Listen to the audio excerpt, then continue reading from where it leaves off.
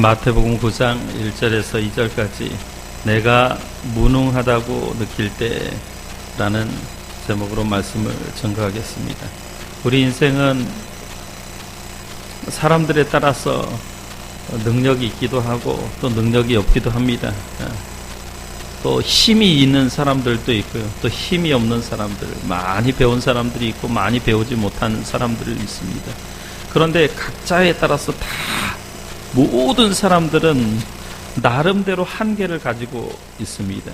근데 그 인생의 한계의 문제를 어떻게 해결할 것인가를 오늘 본문이 이야기하고 있습니다. 오늘 본문에는 중풍병자를 고치시는 예수님에 관한 기록이 등장합니다. 우리는 때때로 자신의 능력의 한계를 넘어서는 일들을 경험하죠. 그것을 고난이라고 얘기하고 또 시련이라고 말하기도 합니다. 고난과 시련은 내 스스로의 힘으로 능력으로는 해결할 수 없을 때 그것을 우리는 고난이다, 시련이라고 이야기합니다. 우리는 세상을 살면서 많은 일들을 경험합니다. 환경의 재앙을 당하기도 하죠. 얼마 전에 필리핀의 태풍 하이엔으로 인하여서 수많은 사람들이 하루아침에 생명을 잃고요. 또 하루아침에 집을 잃어버리고 삶의 터전을 잃어버리고 또 가족들이 이렇게 뿔뿔이 흩어져서 사는 것들을 봅니다. 또 얼마 전에 보니까 부산에 있는 어떤 아파트에 불이 났어요. 어머니가 자식들을 살리려고 이 불이 이렇게 오르니까 등으로 온몸으로 이렇게 불을 막다가 그 어머니와 자식이 불에 완전히 다 녹아가지고 그걸 뗄 수 없는 그런 어떤 엄청난 재앙을 당하는 경우가 있습니다. 구조적으로 가진 자는 더 많이 갖고요. 또 배운 사람들은 더 많이 배우고 힘 있는 사람들은 더 많이 가지려고 하고 없는 사람들은 그 간격이 너무나 큰 그런 문제가 있습니다. 또 가정에서 부부간의 문제가 있고요. 또 자녀들을 양육하는데 이제 부모들은 될 수 있으면 선한 것, 좋은 것, 아름다운 것, 그 다음에 이 땅에서 정말 가난을 경험하지 않고 또 어려움 당하지 않도록 이렇게 이야기하는데 자녀들은 그것이 아직 현실의 문제가 아니기 때문에 별로 관심을 갖지 않은 그런 여러 가지. 그래서 가정 안에서 서로 대화하기가 쉽지 않습니다. 사람들과의 관계 때문에 많은 그런 문제들이 있습니다. 그런 문제를 해결할 수가 없는 거지요. 우리 자신 안에 있는, 때로는 내 자신 안에 있는 문제도 해결하지 못하지요. 이제 올해가 얼마 남지 않았는데 살을 뺀다고 했는데 살이 잘 안 빠져요. 그죠? 이게 살 빼는 문제가 보통 쉬운 일이 아닌 거예요. 우리의 결심과 의지가 약해요. 노력한다고 고칠 수 있는 그런 일이 없는 거예요. 그런 우리 자신의 처지를 보게 됩니다. 그러나 사랑하는 성도 여러분, 우리는 한계를 가졌지만 하나님은 우리의 한계를 이해하시고 한계를 아신다라는 것을 기억하시기 바랍니다. 우리의 고난 가운데, 한계 가운데 하나님의 부르심의 기회가 되는 줄 믿습니다. 인생의 문제를 하나님이 알고 계세요. 그리고 인생의 문제를 근본적으로 고쳐주시고 해결하신 분이 하나님의 아들 예수 그리스도인 줄 믿습니다.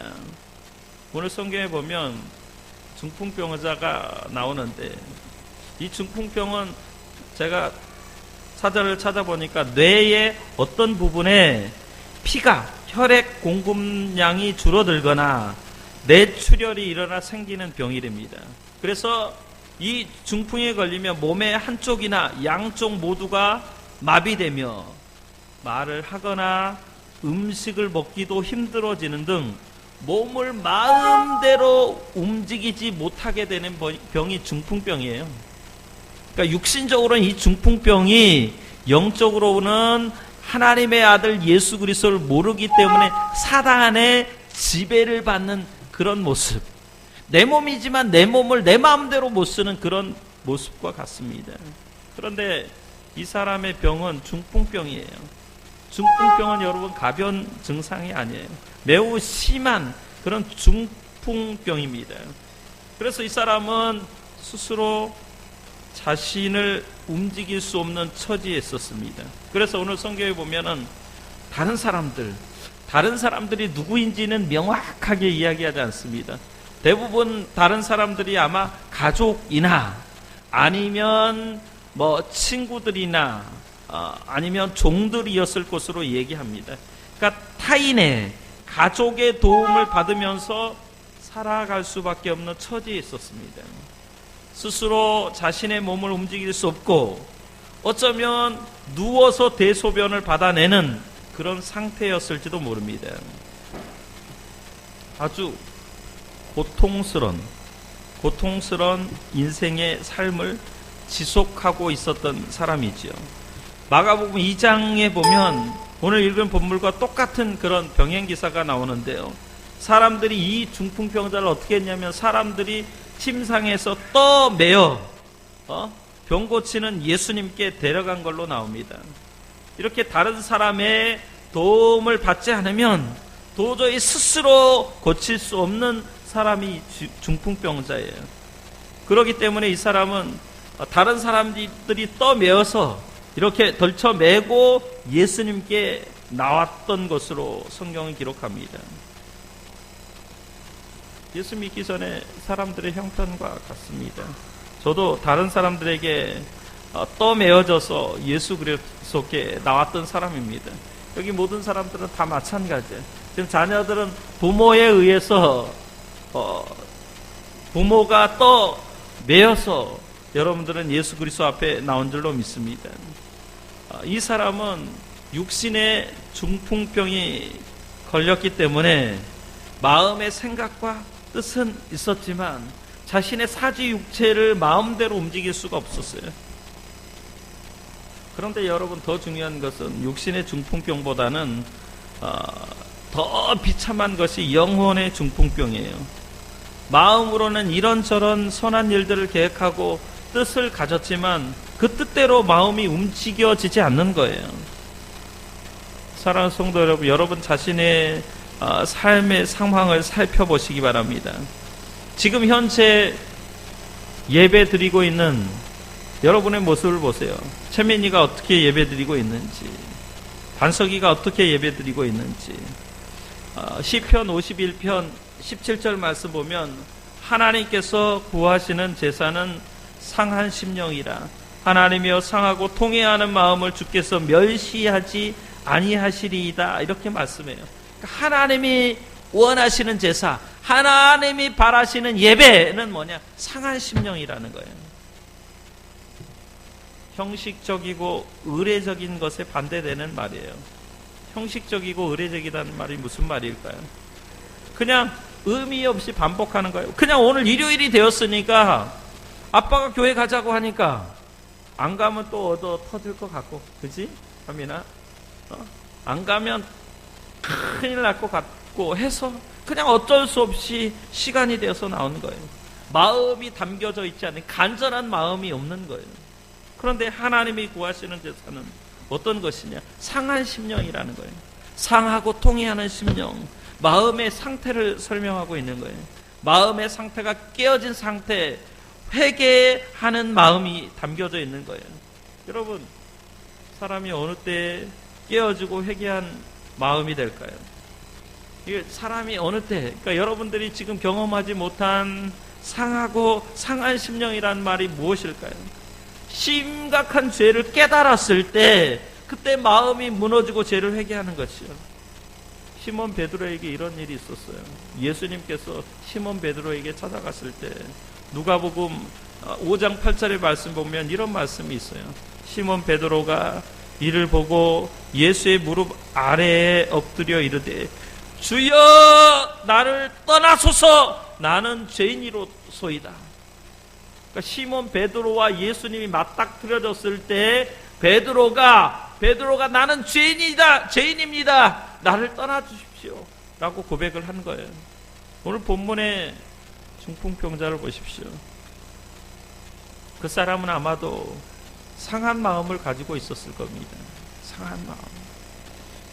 여러분이 입장을 바꿔놓고 생각한다면, 여러분이 나면서부터 중풍병에 걸려서 정말 움직일 수 없다면, 하나님 나의 중풍병을 고쳐주십시오. 제가 만났던 수많은 그런 병자들 가운데, 특별히 이제 정립회관에서 사역할 때, 그때 하반신 마비된 분들이 하나님 앞에 울면서 울부짖으면서, 하나님 내 병을 고쳐주십시오. 하나님 나를 고쳐주십시오. 걷게 해주십시오. 뛰게 해주십시오. 그렇게 했는데 하나님이 그 기도를 들어주시지 않았어요. 때로는 그 질병 때문에 가정에서 쫓겨나고, 그리고 부모와 형제와 두 번 다시 만나지 못하는 가운데 하나님 앞에 원망하다가 하나님 아들 예수 그리스도를 만나는 사람들을 보았습니다. 예수님은 인생의 질병의 근원을 보시는 줄 믿습니다. 예수님은 사람의 본질을 깨트려 보시는 분이에요. 인간의 본질을, 마음속 깊은 곳에, 마음의 무의식의 바탕에 무엇이 있는지를 꿰뚫어 보시는 분이에요. 여러분, 사람이 병에 걸리고, 사람이 악한 일에 휘말리고, 송사에 휘말리고, 사람이 결과적으로 죽는 것은 왜 그러느냐? 죄 때문에 그러는 거예요. 성경에 보면 죄가 장성한 즉 사망을 낳느니라 라고 말씀해요. 그래서 사람은 죄로 말미암아 죽음의 그 증상들을 경험하는데, 그 증상이 감기이기도 하고, 오늘 암이기도 하고, 또 오늘 중풍병이기도 하는 거예요. 그래서 이 사람이 드디어 이제 떠매온 사람들에 의해서 지붕이 뚫어지고, 지붕을 뚫고 예수님 앞에 내려졌습니다. 예수님께서 이제 이 중풍병자의 중차대한 문제를 치료하시기 시작했는데, 그러면서 예수님께서 뭐라고 말씀하셨는 줄 알아요? 야, 중풍병아 떠나갈지어다! 라고 말씀하지 않았어요. 예수님이 뭐라고 얘기하냐면, 내 죄사함을 받았느니라. 저는 이 말씀을 보고 왜 예수님께서 내 죄사함을 받았느니라 라고 말씀했을까? 사랑하는 자야, 네가 병에서 해방되었다라고 선포하지 아니하고 내 죄사함을 받았느니라 왜 이렇게 말씀하셨을까? 여러분, 우리가 암에 걸렸다고 칩시다. 암에 걸리면 대부분의 병원에서 항암 치료를 합니다. 항암 치료를 해서 표적 치료를 하면, 뭐 간암에 걸리면 그 간 부위에 저기를 방사성을 쬐서 그 부분이 이제 고사하게 만듭니다. 그래서 치료를 받지요. 치료를 받으면 이제 암이 고사해서 다 죽어나가면 그 암에서 해방되었다라고 얘기합니다. 그런데 여러분, 암에서 해방되었다, 암에서 치료함 받았다, 암에서 나음을 입었다, 고침받았다고 해서 영원히 살 수 있습니까? 중병에 걸려서 그 중병의 좋은 약 때문에, 아니면 의술 때문에 치료 받았어요.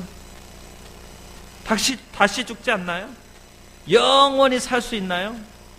생명은 영원한 것이 아니에요. 잠깐 그 암에서 치료함 받았다고 해도 생명이 잠깐 연장됐을 뿐이에요. 그래서 예수님은 다른 처방을 내리는 거예요. 다른 처방이 뭐냐? 본질적인 처방을 하는 거예요. 예수님께서 내 죄사함을 받았느니라 라고 말씀하신 것은 사람의 본질의 문제, 죄의 문제가 해결하지 않고 이 사람의 사망이나 질병이나 모든 상처가 해결될 수 있는 길이 없는 거예요. 그래서 예수님께서 내 죄사함을 받았느니라 라고 선포하시는 것은 뭐냐면, 예수님은 사람의 본질적인 그런 죄의 문제를 지금 다루시고 계시는 거예요. 그래서 명백히 이 사람의 중풍병의 원인은 죄 때문에 생긴 질병이라고 선포하셔요. 예수님은 이 중풍병자에게 정확하게 설명하지 않습니다. 단지 내 죄사함을 받았느니라라고만 말씀해요. 오히려 이것은 죄인을 부르시는 하나님의 방법이에요. 우리는 오늘 본문을 보면서 여기에서 생각해 볼 부분이 있는데, 인생의 문제를 두 가지 관점에서 바라볼 수 있어요. 사람 사는 게 참 복잡하고 참 힘들다, 모든 것은 내 뜻대로 되지 않는다라고 생각할 수도 있고요. 사는 게 뭐 단순하지, 뭐 사는 것 아니면 죽는 것 아닌가, 그렇게 아주 단순하게 심플하게 바라볼 수 있습니다. 여러분, 우리가 카메라에 사진을 찍을 때 카메라의 렌즈를 어디다 맞추느냐에 따라서 그게 인물 사진이 될 수가 있고요, 아니면 배경 사진이 될 수가 있습니다. 무슨 말이냐 하면, 어떤 사람은 사람의 문제를 사람 자체에 두고 사람에게 초점을 맞추는 거예요. 사람에게 그 문제의 어떤 원인이나 그런 어떤 복잡한 것들을 두면 어떻게 되느냐, 이런 사람들은 인생이 복잡하고 힘들다라고 얘기해요. 근데 어떤 사람들은 사람에게 어떤 문제를 두면, 이건 하나님이 해결하실 거야, 하나님이 모든 문제의 근원을 풀어주실 거야, 하나님에게 그 문제의 해결을 요청합니다. 이런 인생은 삶이 단순하고 살만하다고, 그리고 매사에 긍정적인 사람이 됩니다. 그러니까 우리가 어떤 일이 있었을 때, 어떤 문제가 있었을 때 누구를 바라보느냐에 따라서 인생이 단순할 수 있고요, 아니면 복잡할 수 있어요. 오늘 본문에 보면 예수님은 아주 문제를 단순하게 보시는 것 같아요. 인생이 복잡하지 않다라고 얘기해요. 예수님의 처방 방법은 뭐냐면 아주 단순해요. 그냥 선포하시는 거예요. 내 죄사함을 받았느니라. 이게 단순한 거예요.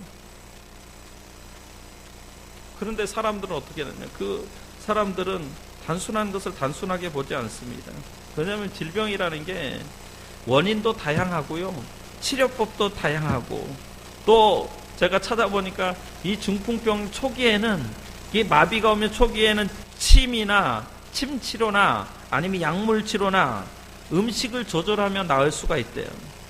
그러나 중풍병이 오래되고 치료 시기를 놓치면 현대의학에서도 완치 가능하지 않다라고 얘기해. 심각한 후유증을 남겨요.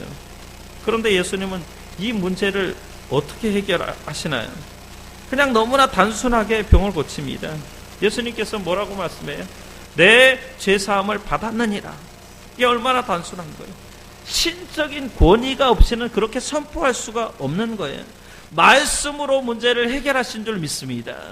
우리 삶의 문제는 본질이 뭐냐? 하나님의 말씀, 하나님의 말씀으로 이 세상을 창조하였고 하나님의 말씀으로 저와 여러분을 지으신 줄 믿습니다.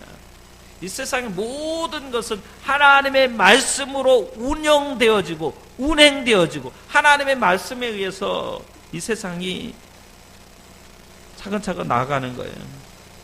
그래서 예수님은 말씀을 선포함으로 문제를 해결하시는 거예요.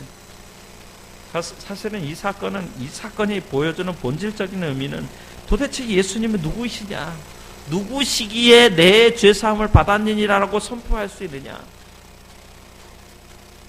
하나님의 아들이시기 때문에 가능하다라는 거예요. 하나님의 아들이 신적인 권위와 권세와 능력을 가지고 계시다라는 거예요. 하나님의 아들은 말씀으로 죽은 자를 살릴 수 있는 분입니다. 말씀으로 죄사함의 권세를 선포하시는 분입니다. 그래서 예수님이 말씀하시는 거예요. 내 죄사함을 받았느니라. 지민아, 내 죄사함을 받았느니라. 예수님이 말씀하실 때 그 말씀을 아멘하면 하나님께서 그 10년 가운데, 지민이 10년 가운데 임하는 줄 믿습니다. 아멘? 그냥 그렇게 선포하는 거예요. 단순하게. 그러니까 우리네 삶도 좀 단순했으면 좋겠어요. 그냥 믿는 거예요. 복잡하지 않는 거예요. 제가 처음 예수 믿었을 때 너무 좋았던 때, 예수님이 말씀하시니 물이 변하여 포도주가 됐네. 예수님이 말씀하시니 죽은 나사로가 살아났다네. 예수님이 말씀하시니 중풍병자가 죄사함을 받았다네. 이게 얼마나 단순한 이야기예요. 그런데 사단은, 세상 사람들은 우리에게 속삭여요. 인생 사는 게 그렇게 단순하지가 않아. 인생의 문제가 얼마나 복잡한 줄 아느냐. 이렇게 자꾸만 우리 마음속에 속삭여요. 그걸 자꾸 들으면 어떻게 되느냐? 패배의식에 사로잡혀 부정적인 사람이 되는 거예요. 모든 것이 가능하지 않게 되는 거예요. 한마디로 할 수 없는 사람이 되는 거예요. 여러분, 특별히 중풍병은 고칠 수 없다고 얘기하죠. 이 병은 너무나 고질적이고 오래된 병이에요. 모든 수단과 방법을 다 써봤을 거예요. 중풍병을 잘 고치는 그런 의사들을 찾아가 봤을 것이고 의원들을 찾아가 봤을 겁니다. 오늘날로 얘기하면 침 잘 눈다는 한의원은 다 수소문해가지고 가서 침 다 맞아봤을 거예요. 좋은 약, 좋다는 약 다 먹어봤을 거예요. 그런데 해결되지 않는 거예요. 저도 30대부터 간이 좋지 않다는 소문이 퍼져가지고 주위에 아는 목사님들이 심지어는 중국에 명하다는 분한테 가서 진맥 얻어가지고 약도 먹어보고 또 우리 이민철 선교사님이 소개해준 분 중에 대한민국의 한의학의 간 분이 이리자를 소개해줘가지고 그분한테 진맥을 해서 수십만 되는 약을 먹어봤는데 안 낫더라고요. 비싼 약을 먹어봤는데 한의원을 찾아가 봤는데 그 약이 간을 낫지는 않게 했어요. 아마 이 중풍병자도 똑같았을 거예요. 모든 것을 다 해봤을 거예요. 여러분, 단순한 것 같으면 뭘 못하겠습니까? 이렇게 이야기를 하는 거죠. 실제로 우리 삶을 상상해 보면 모든 것을 다 해보고 복잡하다고 생각하는 거지. 그러면 여러분, 우리가 어떻게 해야 될까요? 삶의 문제가 복잡하고 어려워서 한 발자국도 움직이지 못할 때, 그럴 때 어떻게 할까요? 그럴 때 우리가 해결할 수 있는 것은 뭐냐면 의사를 찾아가는 것도 필요해요. 처방전도 필요해요. 나는 본질적인 물음은 뭐냐면 하나님이 어떻게 하실까? 하나님을 찾을 때 소망이 되는 줄 믿습니다. 여러분, 사람들은 지혜로워요. 어떤 차가 고장나면은 차를 고칠 수 있는 카센터를 가요. 정비소를 가요. TV나 컴퓨터나 전자제품이 고장나면 서비스 센터를 찾아가요. 왜 그럴까요? 자동차나 TV나 컴퓨터나 전자제품을 만든 사람들이 있기 때문에 그래요. 사람이 만들었기 때문에 물건이 고장나면 편리하게 고치는 AS 센터에 갑니다. 그래서 쓰던 물건이 고장나면, 지난번에 제가 컴퓨터가 고장났거든요. 컴퓨터가 하려고 했는데 전혀 움직이지 않아요. 그래서 전화했어요. AS 센터에. 와주세요. 빨리 와주세요. 제 급합니다. 다음날 왔어요. 다음날 와가지고 컴퓨터를 고쳐줬어요. 사람들이 이와 같이 어떤 자신이 가지고 있던 물건이 고장나면 AS 센터를 찾고, 사람이 병들게 되면 의원을 찾고요. 그러나 우리의 이 죄의 문제에 부딪혔을 때 우리가 찾을 수 있는 분은 하나님의 아들 예수 그리스도 외에는 없는 줄 믿습니다. 그분이 우리를 창조하시기 때문에 그래요. 하나님이 우리를 만드셨기 때문에 인간의 본질적인 죄의 문제, 사망의 문제, 질병의 문제를 해결할 수 있는 분은 예수님 외에는 없습니다. 그러니까 오늘 여러분이 가장 중요한 건 내 삶의 가장 악한 죄의 문제를 오직 예수님만이 해결하신다라는 것을 여러분 기억하시기 바랍니다. 그리고 예수님 앞에 왔을 때 예수님이 뭐라고 말씀하냐면 이 중풍병자에게 안심하라 라고 말씀합니다. 오늘 예수님께서 중풍병자에게 작은 자야 내 죄사함을 받았느니라 라고 말씀하시면서 죄사하시는 예수님의 모습을 보여주셔요. 그리고는 제일 먼저 이 사람의 가슴이 아마 쿵쾅쿵쾅했을 거예요. 예수님 앞에 가면 내 병이 고쳐질까? 내 삶의 문제가 해결될까? 두려워 떨고 있는 이 사람 앞에 예수님께서 안심하라 라고 말씀합니다.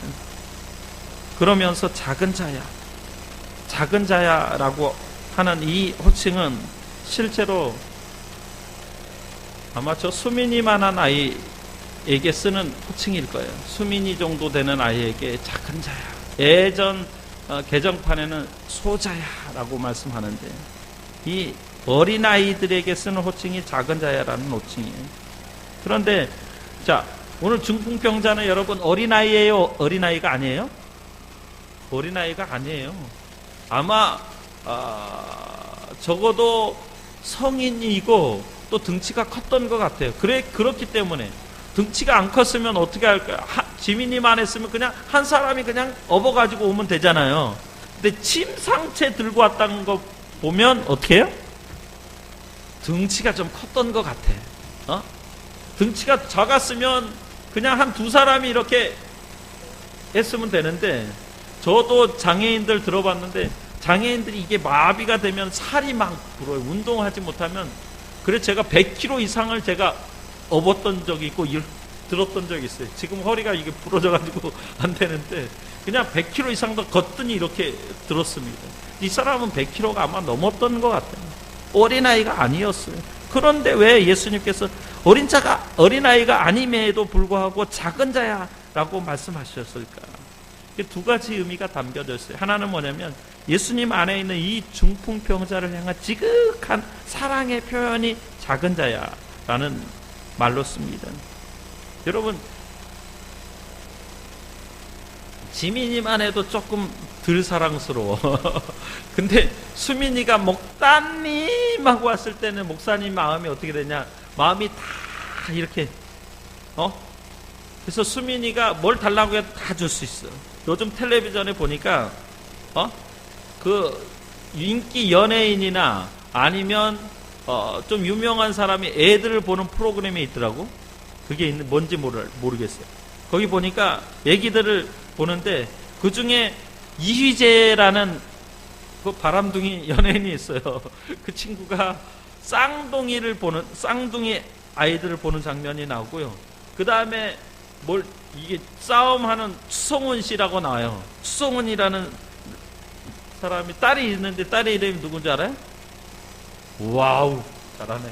사랑이라는 딸이 있는데 이 추성훈이는 뭐냐면 권투 선수 아니고 하여튼 유명한 하여튼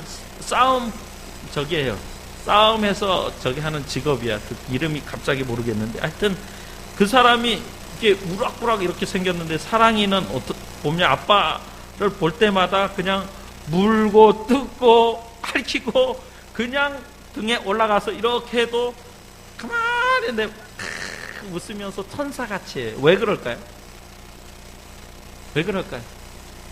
아기니까, 딸이니까, 너무나 예쁘니까. 그러니까 추성훈만 사랑하는 줄 알았더니 요새 보니까 사람들이 막 걔를 예뻐하더라고. 목사님 별로 잘 예쁜 것 같지도 않은데 우리 옛날에 은진이가 그보다 더 훨씬 예뻤는데 그 애를 보면서 참 이뻐하고 사랑스러워하는 거죠.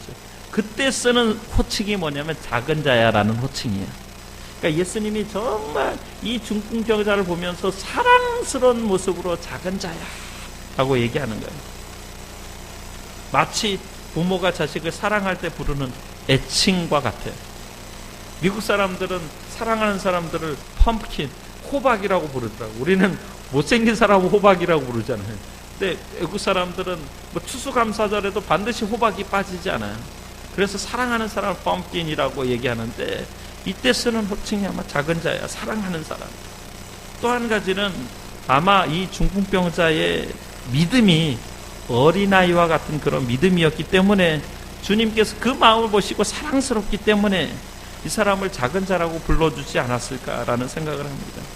예수님은 중풍병자에게 하나님의 아들로서 신적인 그런 권위를 보여주신 거예요. 여러분, 하나님의 아들을 보는 것이 기적인 줄 믿습니다. 이번 성탄절에, 그 다음에 새벽 기도회 때 하나님의 아들을 볼 수 있는 그런 영안의 눈이 띄어지시기 바랍니다. 하나님의 아들의 음성을 들을 수 있는 귀가 열리시기를 예수 이름으로 축원합니다. 그게 능력이에요. 그리고 중풍병자도 사건을 단순하게 받아들였습니다. 아주 단순한 마음으로 예수님을 믿은 거예요. 아, 저분이 하나님의 아들이시구나. 그렇게 예수님을 하나님의 아들로 자신의 마음속에 받아들였어요. 어른들처럼 의심하지 않은 거예요. 그렇기 때문에 작은 자야라고 얘기하는 거예요. 어른들은 있잖아요. 재민이도 좀 어른에 가까워. 목사님이 뭔 얘기하면 논리적으로 따져. 따져. 봤어요? 목사님이? 목사님이 거기 한 데 있었어요? 이렇게 조금 지민이가 어른이 돼가고 있어요. 어른들은 항상 어떻게 한다고? 따져. 따지는 걸 잘해요. 지나치게 이성적으로 판단해요. 논리적으로 따져서 옳고 그름을 보는 경향이 있어요. 그게 어른들의 단점이에요. 그런데 예수님이 이 사람을 다르게 보고 있는 거예요. 이 사람에게 그냥 어린아이처럼 작은 자야 안심하라라고 말씀해요. 우리 예수님은 지금도 예수님께 나온 저와 여러분들에게 작은 자야 안심하라 라고 말씀합니다. 이 말씀이 저와 여러분에게 주시는 말씀인 줄 믿습니다. 여러분이 안심하시기 바랍니다. 그 다음에 마지막으로 예수님은 그 사람에게 내 죄사함을 받았느니라 라고 말씀해요. 사랑하는 성도 여러분, 마음의 안정을 원하십니까? 마음의 안정이 가장 필요한 거예요. 이 땅을 살아갈 때 여러분 편안한 마음, 하나님이 우리와 함께 하신다는 그 마음을 갖기를 원하십니까? 예수님은 이 소자를, 작은 자를 안심시킨 후에 뭐라고 얘기하냐면 내 죄사함을 받았느니라 라고 선언하십니다. 근데 본문을 자세히 보면 그걸 하기 위해서 좀 동원된 사람들이 있어요. 오늘 본문에 보면 그들의 믿음을 보시고, 옛날 개정판에는 저희의 믿음을 보시고라고 말씀합니다. 그러니까 그들이 누구냐면 중풍병자를 데리고 온 사람들이에요. 뭐 가족인지 친구들인지 아니면 하인들인지는 모르겠어요. 분명히 그 주변에는 믿음의 사람들이 있었다라는 거예요. 중풍병자를 데리고 온 믿음의 사람들의 그 믿음을 보신 거예요. 그렇다면 저와 여러분이 여기서 느낄 수 있는 가장 중요한 게 뭘까요? 주변 사람들이, 여러분들이 만나는 주변 사람들이 생과 사를 결정할 수 있는 아주 중요하다라는 거예요. 내가 관심을 갖는 사람들, 내가 매일 만나는 사람들, 그런 공동체의 사람들이 중요하다는 걸 깨달으시기 바랍니다. 만약에 오늘 중풍병자의 주변에 사람들이 중풍병자에게 관심을 갖지 않았다면 어떻게 됐을까요? 중풍병자는 그대로 그 중풍병 가운데서 아무런 소망 없이 죽어갔을 거예요. 이 중풍병자 주변에는 적어도 예수님을 아는 사람들이 있었습니다. 이 중풍병을 고칠 수 있는 분은 예수님 밖에는, 예수님 외에는 없다고 생각한 거죠. 그래서 예수님께 중풍병자를 데리고 가면 중풍병에서 해방받을 수 있고 나음을 입을 수 있다라고 확신하는 거예요. 저는 이 장면을 보면서 이런 생각이 드는 거예요. 그렇구나. 내 주위에 많은 사람들이 지금 중풍병에 걸려 있구나. 그런데 이 중풍병자를 내가 지금 예수님 앞으로 예수님에게 데려오지 못했구나. 그런 생각이 드는 거예요. 우리는 중풍병자들을 예수님 안으로, 예수님에게로 데리고 와야 될 줄로 믿습니다. 그래야만 죄사함의 문제가 해결되는 거예요. 그래서 오늘 본문에는 그들의 믿음, 그러니까 여러분들이 만나는 가족들, 아직 예수 믿지 않는 그런 친구들, 내가 만나는 관계하는 모든 학교에서나 아니면 직장에서나 내가 만나는 많은 사람들 가운데 아직 예수를 알지 못하는 사람들은 중풍병에 걸려있다는 것을 심각하게 인식하고 깨달으시기를 예수 이름으로 축원합니다. 그런 사람들을 주님 앞으로 데리고 와야 돼요. 그런 마음이 있기를 바랍니다. 우리가 사람들을 사귈 때, 불신자들을 만날 때 예수님 앞으로 데려온 일을 해야 될 줄로 믿습니다. 그래야만 중풍병자가 소망이 있는 거예요. 오늘 본문에도 중풍병자를 예수님에게 데리고 온 사람들이 있었습니다. 그 사람들이 없었다면 오늘 본문의 중풍병자는 소망이 없었을 거예요. 여러분, 세상에 인생 살다가 가장 힘든 일을 만났을 때가 언제인 줄 알아요?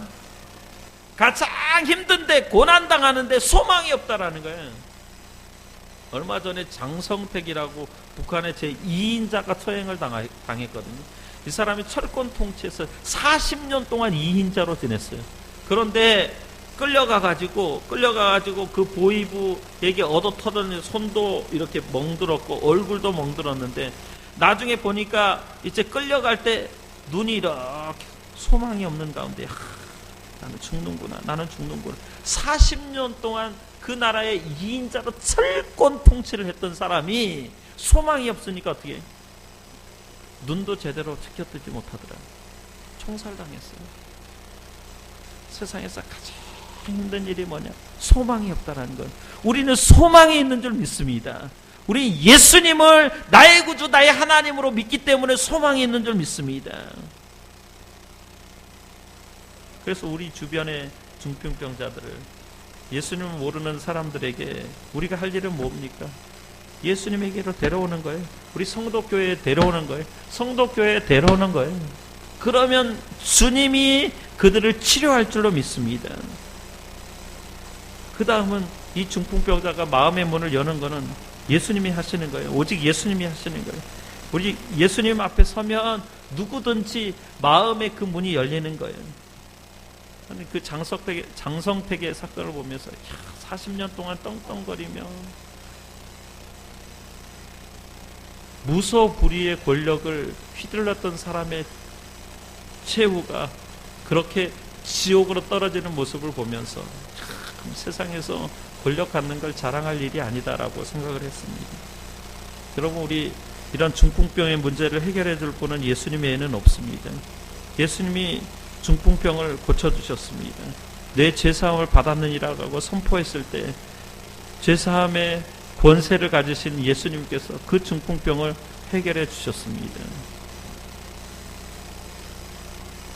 우리가 소망이 뭡니까? 우리 인생이 무능하다고 생각할 때, 나에게 소망이 없다고 생각할 때, 그때 예수의 이름을 찾으시고 예수님께 나아오시기 바랍니다. 예수님만이 내 삶의 본질적인 문제를 해결해 주실 분이고, 예수님만이 안심하라고 말씀하시고, 예수님만이 죄사함의 문제를 해결해 줄 줄로 믿습니다. 그러기에 저와 여러분이 그 일에 쓰임받는 그런 귀한 은혜가 있기를 예수 이름으로 축원합니다. 기도하겠습니다.